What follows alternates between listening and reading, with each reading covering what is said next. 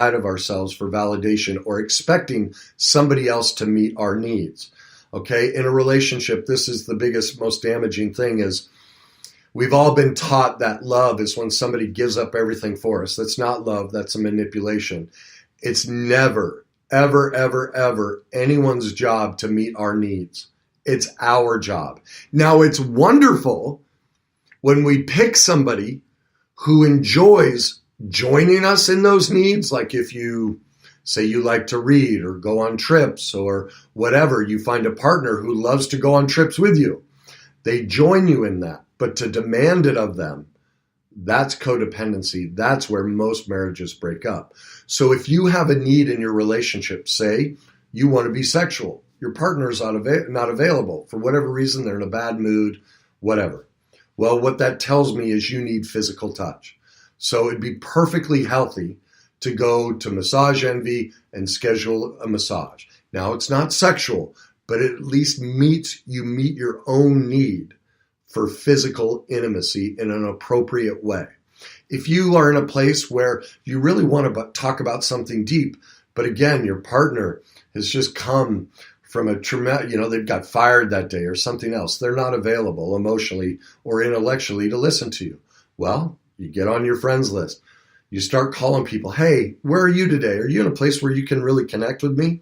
It's your job to seek that out. That's how you build self-esteem, because it comes from within. It doesn't require anyone else to meet your needs. And that's why we feel rejected, because we're expecting them to validate us or fill some part of our emotional, intellectual, spiritual needs, and it's not their job to. So if you are in stress or fear, first question, do I fear rejection? If I fear rejection, where am I looking outside of myself for the answer? Oh, it's here. So what's the solution? Okay, how do I meet that need on my own? I go meet that need. I drop out of stress or drop out of fear, and now I'm no longer stressed. Okay? The second thing is inadequacy. This one's simple. Do you have the skills, tools, or knowledge to handle this situation? This is really prevalent in work. You take on a new job, or maybe you want to start a new career, so you start taking classes. You walk in really stressed out, really afraid, because you don't have the skills, tools, or knowledge. You don't know the office environment.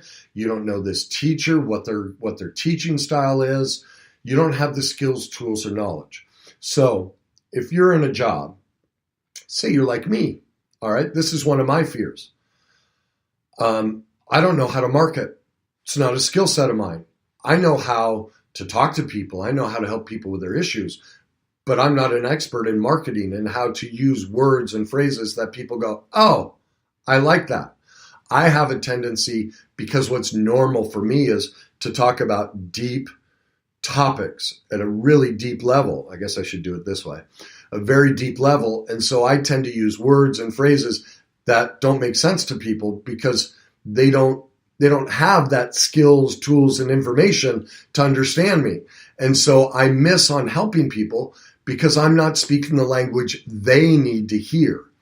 And so for me, the solution is one of two things. I either go learn it and teach myself, or I hire somebody who has the skills, tools, and knowledge and do it for me. Okay? So 2 questions, we've handled 2 of them so far. If you feel stressed, which is fear, ask yourself, do I fear rejection or do I fear inadequacy? If it's rejection, it's about meeting my own needs, dropping the expectation that someone else do it. If it's about rejection or inadequacy, then it's my job to go get the skills, tools, or knowledge, and that fear and stress will go away. The third one is powerlessness, and this is the most prevalent fear and stress we all feel. It's a lack of control. I can't get somebody to do what I want. I can't get somebody to understand me. Things aren't working out the way I want.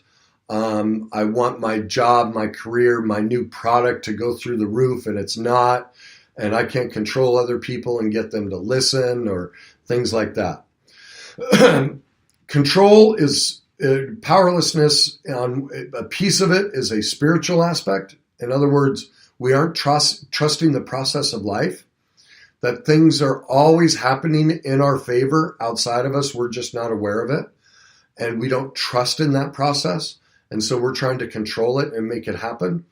That's almost a ethereal thing. It's hard to explain. It's hard for people to grasp. It's even hard for me to grasp. I wrote a chapter on it in my book of how to let life come to you, because what happens is when we feel powerless is we double down. We get more controlling. We try and make other people do more things for us or force something. Like I call it the Nike philosophy, just do it, be a grinder. And that's what kills us, because we're so obsessed with trying to control others and everything, we miss the opportunity that's right in front of us. So that's one element of powerlessness. The biggest element of powerlessness is we are going against our morals and values, our needs and wants, and we're doing that, again, to try and control others. So let me give you an example. This happens a lot in relationships. If you've ever heard yourself say in a relationship, I've done A, B, C, and D for you, but you haven't done Y. Well, that's control. You did all of these things in the hopes of getting Y back, and you didn't get it. You set up your own powerlessness, all right?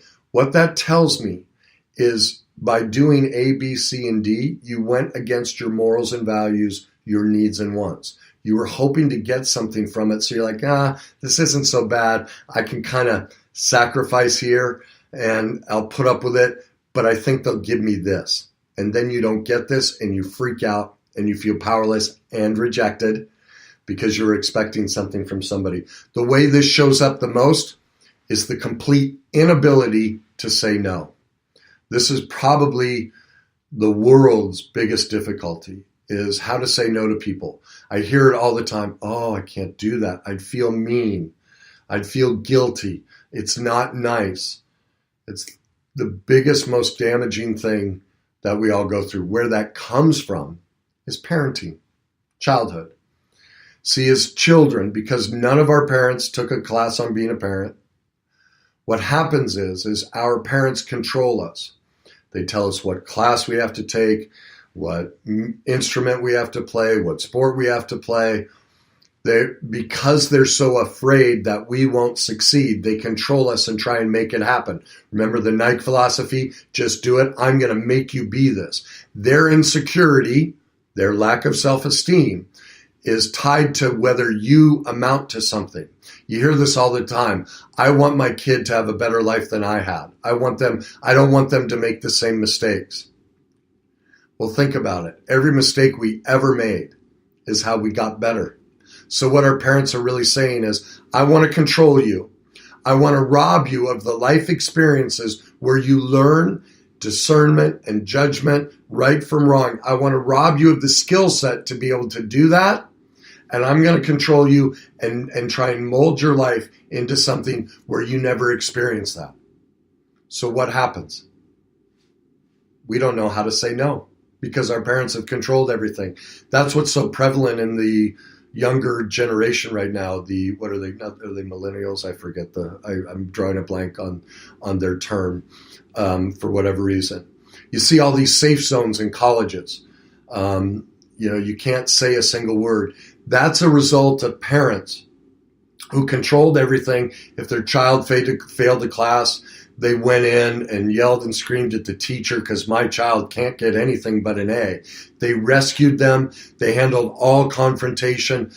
They all got participation trophies. So none of them have any skill set at coping with any sort of adverse situation. So their fallback is, you need to change so I feel safe. They completely manipulated their parents. The parents allowed it to happen. I was talking with someone the other day, and their child freaked out because mom didn't make dinner. Freaked out. 17-year-old child. Hasn't even been taught how to make their own food. at 17 years old, has never been shown, here's how you make their own food, and the child's screaming, but it's your job. Well, I wouldn't disagree that it's a parent's job to raise a child. But part of raising a child is to give them the skills, tools, and knowledge so they can live the life on their own. But because this parent had rescued their child all their life and done everything for them, now this child has no skills. And so they're in complete stress, fear, because they feel rejected, inadequate, and powerless, and they're expecting mom to fix the issue for them. Mom set up this dynamic without knowing. It wasn't intended. So the key with powerlessness is look at your morals and values, your needs and wants. So for instance, let's say you smoke pot and you date somebody who doesn't. Well, most likely you've set up a dynamic where you guys are going to butt heads, all right? Because you don't have the same morals and values, all right? So what you've done is set up a dynamic where you didn't say no because maybe they were cute, you minimized the difference in morals and values, and then you guys end up fighting over smoking pot. I mean, and that could be any topic. Opening doors for somebody, which side of the bed you sleep on, those are trivial things, but they can be more concrete thing or more bigger things like politics, religion, how often you want to be intimate sexually, all those types of things. And so we don't sit down, because as children we were told what our morals and values and our needs and wants had to be. Most of us don't know. So one of the things I have to work clients with is write down, first of all, what are your morals and values? What are your needs and wants? And there's a difference between needs and wants. A need is survival based. We all need food. We all need shelter. We all need intimacy, whether that's intellectual, emotional, or sexual. We all need shelter. So the question is, do your wants sacrifice your needs? All right. So like money is a need we have, right? We can't survive without money. So if you want to go buy that new $80,000 sports car, but you make $30,000 a year, you have just sacrificed your need for a want. You didn't know how to say no. And so you have just gone against your own morals and values, which puts your life in danger. You have made yourself feel powerless. Okay? So the first step in dealing with powerlessness is, what are your morals and values? What are your needs and wants? Okay? And then, like specifically with relationships and careers, what's negotiable? What's non-negotiable? Okay? So for me, somebody who drinks a little is fine. Someone who drinks a lot, non-negotiable. I'm a recovering alcoholic. I can't be around it. Smoking pot, any drugs, doesn't work for me. Non-negotiable. I don't care how beautiful you are. I don't care how smart you are. I don't care how much. Everything's perfect. I won't be around it. Just doesn't work for me. Now for you, it might be the opposite. The point is you get to decide it. And so before you walk into a situation, you know right away, oh, these are my morals and values, my needs and wants. Now, here's the key when it comes to this is how to say no, all right? The key was saying no, and what makes it so difficult is, again, the parenting dynamic. And here's a simple exercise to get yourself to do it. For the next week, I don't care what the request is. Now at work, you have a boss. You may not be able to say no to them. But if you're in a place where you can say no to everything and anything. I don't care what it is. Your first response is no, and then let the person know, I'm going to go off and think about it. I'll let you know. So my counselor had me do that. He recognized right away I was clueless. I couldn't say no to anyone or anything. So he gave me that assignment. The first thing I did that week is I went out, or right after that, after the appointment, is I went to dinner. I sat down to eat. Waitress comes up and goes, would you like some water to start? I literally started to shake inside, and very, very meekly and submissive, like I was like, no, like I was scared to death to say it. Well, the second she walked away, I just felt this rush of power. I was like, oh my God.